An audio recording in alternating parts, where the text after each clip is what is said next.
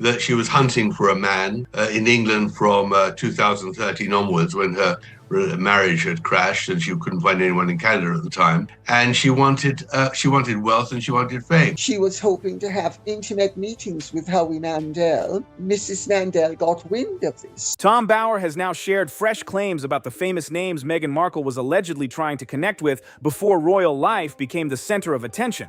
From a football star she was reportedly eager to meet, to singers who allegedly ignored her messages, to a celebrity chef still linked to her before Harry arrived, the stories only get more dramatic the deeper you look into them. And Lizzie Cundy still speaks about the moment Meghan allegedly asked the question that changed the whole vibe. Back in 2013, Meghan had just landed in London. New city, fresh opportunities, and a completely different social scene waiting for her. And according to reports from people around her at the time, she wasted no time trying to move into higher profile circles. Meghan is in a losing battle because there is a lot that is still going to come out about her. She definitely wants us to have a certain image of her, and she just doesn't want things that she's done in the past to come out. Her marriage to Trevor Engelson had already ended, and the split sparked plenty of talk online. Stories claimed the wedding ring was mailed back without any emotional conversation or long goodbye. People described it as cold, fast, and almost businesslike instead of personal. Then came the well-known dinner with Lizzie Cundy.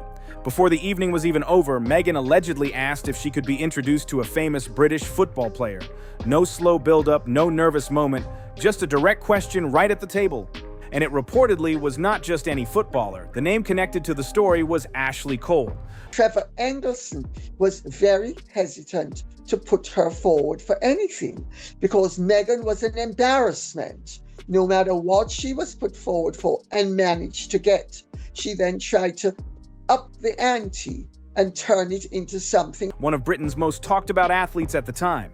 For people outside the UK, Ashley was everywhere back then. Big clubs, England appearances, non-stop media coverage, the whole package. But by that point, headlines about his private life were creating just as much attention as football itself. Public reaction around him was intense, and many celebrities were reportedly trying to avoid extra tabloid drama. According to these claims, Meghan allegedly saw things differently and viewed those circles as a major opportunity instead. Same Meghan Markle, usually whinging and moaning about the press. She's flown in from Canada. And I wanted to be with my mates. I was like, no, I want to sit with my friends and have a giggle. He was like, no, look after her. But actually, we got on really, really well. And we did have a huge giggle. And she wanted to find an English boyfriend. So I said, look, I'll help you. So I was going through my phone. There was Ashley Cole, Chelsea footballer. Lizzie reportedly decided not to make the introduction. And Tom Bower keeps bringing that moment up because he believes it revealed a larger pattern. In his view, Meghan was focused on building connections that could help open bigger doors. He claims every meeting had a purpose attached to it, and every invitation created another chance to move further into celebrity society. What surprised people most was not only the request itself, but how quickly it all happened. Meghan had barely settled into London before reportedly trying to network her way into major social circles. No waiting around, no taking things slowly, just moving at full speed from the very beginning. But being turned down apparently did not slow anything down. If anything, reports suggest she simply widened the search and started reaching out to even more recognizable names. And the next part caught people's attention because one celebrity reportedly ignored the messages completely like they never arrived. She knew exactly how to play. And the point about Meghan is easy to dislike her. But the point about her is that in her own terms, she is an astonishing success. She came from nothing, not a very successful actress.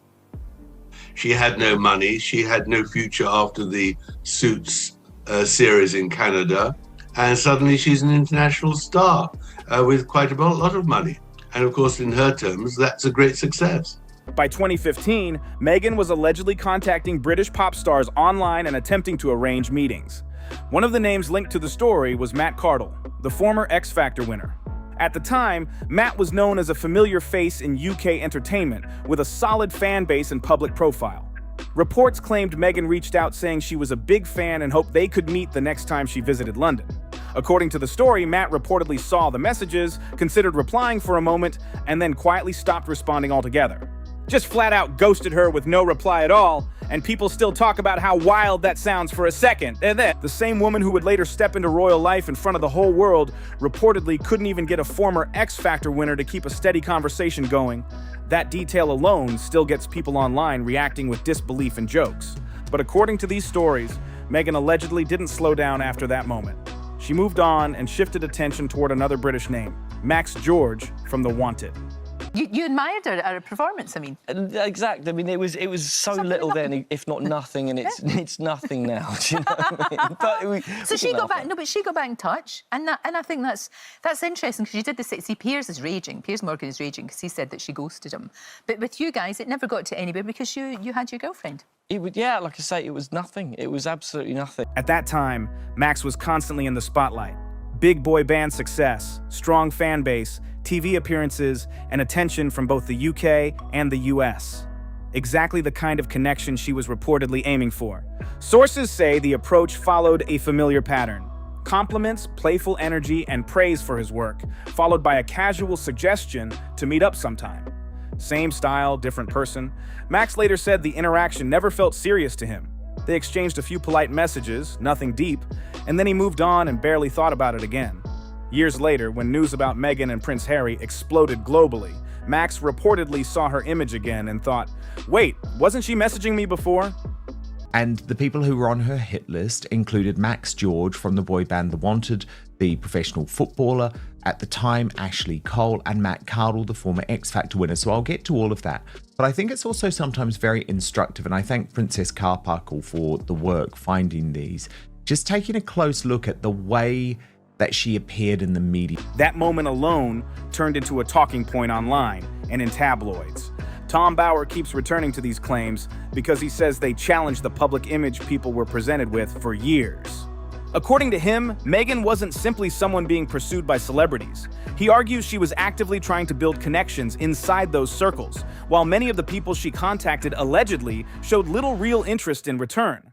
Meanwhile, another layer of her personal life was reportedly unfolding at the same time. During this same period, she was still connected to Canadian chef Corey Vidiello, a respected name in Toronto's restaurant scene, and this is where the timeline gets even more complicated. Reports suggest she may have still been living with Corey around the same time her connection to Prince Harry first began. Let that really sink in for a moment. According to multiple accounts discussed over the years, Corey reportedly believed the relationship was still moving forward normally, while behind the scenes, things were shifting in a very different direction. She being published as Meghan, Duchess of Sussex. She should have been published as Meghan Markle. And that would have actually aided her bona fides and made her far more credible and palatable and relatable than she has turned out to be. Tom Bauer has repeatedly focused on this part because he claims the early timeline between Meghan and Harry doesn't fully align in a clear way. He argues that certain details in early reports were later changed after questions were raised about how the dates matched up. Once people started comparing timelines side by side, the overlap reportedly became harder to dismiss. And honestly, imagine being Corey in that situation. One moment everything feels stable, and the next, global headlines are linking your partner to one of the most famous figures in the world. That kind of shock would leave anyone completely stunned. However, according to Tom Bauer's controversial claims, Harry allegedly wasn't even the royal Meghan focused on at that moment first. The celebrity chef who dated Meghan for 2 years while she was shooting her TV show Suits in Toronto. One big question, was Meghan dating Corey at the time she had that fateful blind date with Prince Harry? One published report in Britain says she was still Corey Vidiello's partner when Harry asked for her number. Corey isn't talking, but some are wondering if he took a little dig at Meghan following her engagement announcement. We're doing just roasting chicken and Roasting having a chicken. Trying to roast a chicken. trying to roast a chicken. And Just after they revealed they were roasting a chicken when Harry popped the question, Corey posted this video of chickens roasting with the caption, "Never gets old." Another bigger rumor he keeps repeating in interviews is that Prince William supposedly caught her attention long before Harry entered the Again Now picture. And once that claim started spreading again in 2026, the internet completely exploded with debate over it. Apparently, there were old blog posts written by Meghan herself that painted a very different picture from what people later heard in Again interviews. On her former lifestyle website, she allegedly wrote glowing comments about the royal family, praised Kate's wedding, spoke about the magic of royal life, and admired Princess Diana in deeply emotional ways again. Most of those posts later disappeared from public view, but critics say the internet never truly forgets. Archived screenshots, saved pages, and old reposts kept circulating online for years afterward. Tom Bower has repeatedly pointed to those old entries as proof Meghan's fascination with royal life started long before she ever met actually Harry. Then came the rumors about a so-called vision board. According to stories discussed by royal commentators, Meghan allegedly had photos linked to royalty and luxury lifestyles pinned up while living in Toronto during her acting years. Find out what we can discover since she doesn't want to come out and own it, you know? And that's the worst thing you can do. And that's what's going to bite Meghan. The fact that she tries to paint these pretty pictures, paint a life of hardship and struggle, but I want to do philanthropy now and all these good things. But if you had to do the ugly and the nasty in the past, that's just what it was, girl. At the time, she was still trying to break into a much bigger level of fame, and people now claim those images showed exactly where she hoped her future would lead. And according to some of the more explosive claims floating around online, Prince William was allegedly the royal who first caught her attention. But unlike Harry, William was already settled into family life with Catherine, now Princess of Wales, and their growing family. To many royal watchers, that path was completely closed off from the start. That's where critics claim the attention shifted toward Harry instead. At the time, Harry was often portrayed in the media as emotionally vulnerable, frustrated with royal life, and searching for stability after years of public scrutiny. Commentators like Tom Bower argue Meghan allegedly recognized an opportunity there and pursued it aggressively, and this is where the story becomes even more controversial. They walked hand in hand in front of the cameras for the first time. Prince Harry making a deliberately public display of royal affection for his girlfriend, American actress Meghan Markle. The couple greeted fans at the Invictus Games in Canada Monday, an international sports competition for injured and sick military veterans. Over the last few years, additional people who attended London's social events during that period have reportedly spoken about Meghan's networking style behind the scenes. According to these accounts, she was extremely focused, constantly working rooms, making introductions, and positioning herself around influential people whenever possible. Some individuals even claimed Meghan openly talked about wanting a wealthy British partner. Those comments became a huge talking point online because they seemed to match the image critics had already built around her public rise into elite circles. But according to these same discussions, the ambition didn't allegedly begin in London. Critics claim Meghan had already spent years moving through wealthy international social scenes long before Harry entered the picture. A couple you don't know whether they're, Prince and Princess or not. You don't go around hugging them. You just say hello and you smile very nicely, and you don't behave as if you're going to have an affair in the next half hour. That's where the internet started reviving the infamous yacht girl rumors again. For viewers unfamiliar with the phrase, it's a term often used online to describe glamorous party circles involving luxury travel, celebrity connections, billionaire events, and high-profile networking environments. Places like Monaco, Saint-Tropez, luxury resorts, and private yacht parties keep getting dragged into these rumors whenever they resurface online. Tom Bower has hinted at pieces of this world in his commentary, while other gossip writers and channels have pushed the claims way further into bold territory. That she was hunting for a man in England from 2013 onwards, when her marriage had crashed and she couldn't find anyone in Canada at the time. And she wanted wealth and she wanted fame. And there's no doubt she targeted Harry and found someone who was a childhood friend of his who could introduce them. And then on the days before they met at their blind meeting in a club in London, she researched Harry very carefully and knew exactly what buttons to press. That he would like Africa, was interested in animals, was interested in philanthropy. She's very tactile, she's very seductive. And she landed him on the first night, even on his own admission. He says, I realized on the first date, she was the one.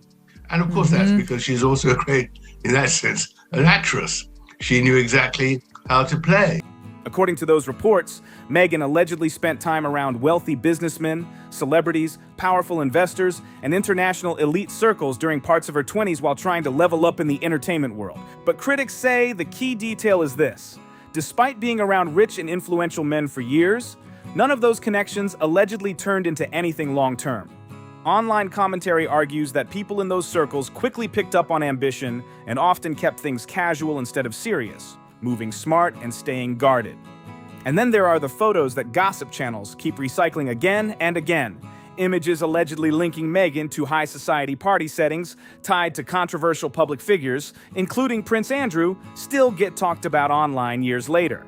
Some online commentators even try connecting those elite social environments to wider wealthy party networks that were heavily examined in the media back then, though many of those claims remain debated and unproven. When you put all these rumors together, critics say it starts to paint a bigger picture. According to royal commentators online, it explains why Meghan allegedly appeared so comfortable moving inside elite royal circles almost instantly.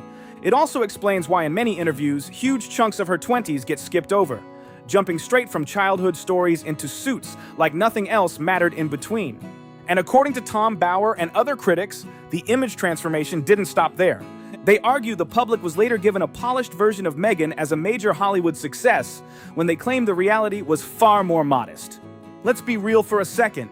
Meghan Markle was never really considered an A-list Hollywood actress. Suits gave her visibility, sure, but it was still a cable series filmed mostly in Toronto, not a massive blockbuster that dominated global screens. New claims that Meghan Markle has told major porcupines about her Hollywood past. This time, they're coming directly from a major star, an A-lister in California, at least in the TV space, Howie Mandel, the former host of Deal or No Deal, who went on to be a judge on America's Got Talent. And as British Royalty posted, Kinsey Schofield just destroyed Meghan Markle's entire Deal or No Deal sob story in 30 seconds flat. Before Prince Harry entered the picture, a lot of people outside entertainment circles barely even knew her name. Tom Bower keeps pushing this point because he believes the public story got heavily exaggerated after the royal relationship went global. According to him, Meghan had reached a solid level in television, but wasn't on a fast track to becoming a major movie star anytime soon. What makes things even more surprising is that Meghan reportedly had stronger industry connections than most struggling actors could ever hope for. Her uncle, Peter Markle, worked for years as a television and film director. Her aunt by marriage, Melinda Kulea, also had an established acting career. Critics say those connections should have opened major doors easily, but despite all that access, Meghan allegedly still struggled to land breakout roles that turn actors into true Hollywood names. She later joined Deal or No Deal as a suitcase model, smiling on stage while holding numbered briefcases for contestants. And years later, people tied to the show started digging back into behind-the-scenes stories, and things reportedly got even messier than anyone expected at the time, really. Tom Bower has hinted at rumors about Meghan's behavior during that time, while online gossip channels amplified old claims from former staff and insiders allegedly. According to reports circulating in 2026, Meghan allegedly behaved very differently backstage compared to the polished public image shown in interviews. I followed 4 of the stars of Suits on Twitter. Yeah. Within 5 minutes, I got this direct message from Meghan Markle. A private message, yeah. And it said, hey, I'm a big fan, and so excited you're following me. And this is she said to you. This is about 3 years ago. And I replied, and then another guy in Suits who plays another character, he got involved too. And we corresponded quite regularly on Twitter, publicly and privately. She began sending me early copies of Suits episodes. Right. She'd email me from, places like Rwanda. I thought we had a good sort of friendship building. She then said, I'm coming to London to watch the tennis with Serena Williams, who's her friend, and I know Serena well too. And she said, would you like to meet up for a drink? I said, come to my local pub, I'm an Irishman, come to my pub. So she came to my local pub in Kensington, ironically about half a mile from Kensington Palace, where she now lives. Nobody knew who she was, but she walked in. I remember the locals, right, all these old guys like this, drinking their pints, and in walks Meghan Markle like $1 million. But they didn't know who she was, but they thought she's something special. Yeah. We had 2 hours in the pub. She had a couple of dirty martinis, had a couple of pints. We got on brilliantly.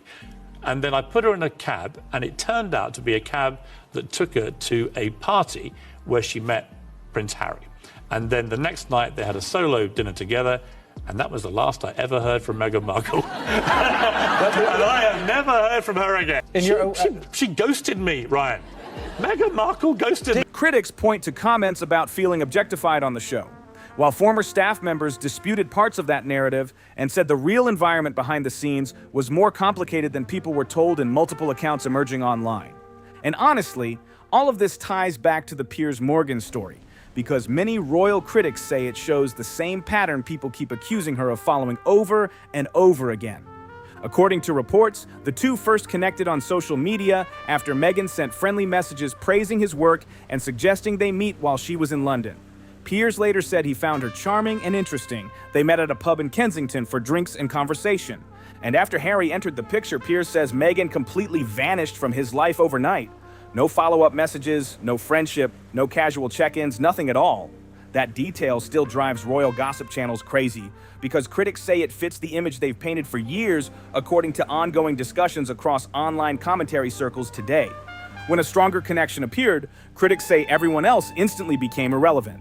And for Piers Morgan, who never stopped talking about it publicly afterward, that rejection clearly left a serious mark. Tom Bauer describes this as a signature pattern, where critics claim people get used, charmed, then cut off and moved on like they never mattered. According to critics online, names like Ashley Cole, Matt Cardle, Max George, Corey Vitiello, Piers Morgan, and even family members such as Thomas Markle and Samantha Markle are often included in this same alleged pattern allegedly continues. Former friends and past connections are constantly brought up in these discussions. And now, in 2026, commentators claim the same cycle is playing out on the biggest stage. But this time, the spotlight isn't on anyone else. It's on Prince Harry himself, and the entire world is watching every move right now unfolding. Look at her current empire. Critics say you'll see cracks everywhere clearly. Netflix deals have reportedly been scaled back this year, with fewer big productions than originally expected. Some projects quietly faded out, while others were heavily criticized after release. Harry and Meghan are not doing well in Hollywood. The future is, in fact, is looking quite bleak for them in the entertainment industry. And I think we can see that Meghan feels it. Meghan feels the pressure, Meghan feels the failure, and Meghan feels so many things. And her solution is to grin as hard as humanly possible to try and sell us a fairy tale that is utterly dead. Her lifestyle brand launch became a major talking point online. And at first, it created huge hype and attention everywhere. But later, it started getting mixed reactions, and over time, it struggled to keep that same early momentum going strong. The Jam and Lifestyle product rollout was heavily promoted in the beginning, but critics say restocks and long-term consistency haven't really matched that first wave of buzz. Meanwhile, brand partnerships are reportedly getting harder to lock in, with fewer big-name collaborations being announced compared to earlier years. Industry watchers suggest the momentum that once surrounded her name is starting to slow down in a noticeable way. And then there's Harry. People have been talking about him nonstop lately. Observers say he appears more isolated, with reports of him spending increasing time away from public royal life and being seen in quieter private settings. Meghan just dropped. I don't know how to do this. You're looking at that. I don't know how to. I'm doing this video because I have to, but I couldn't stop laughing doing this. But okay, I have to say this. I have to do this. Meghan dropped a new as ever promo video on Monday afternoon, and the entire internet had the same reaction inside 9 minutes. The video is sold to the audience as a marmalade campaign or whatever she is selling. It's not marmalade, it's jam, right? Okay. But the audience, everyone, saw something else.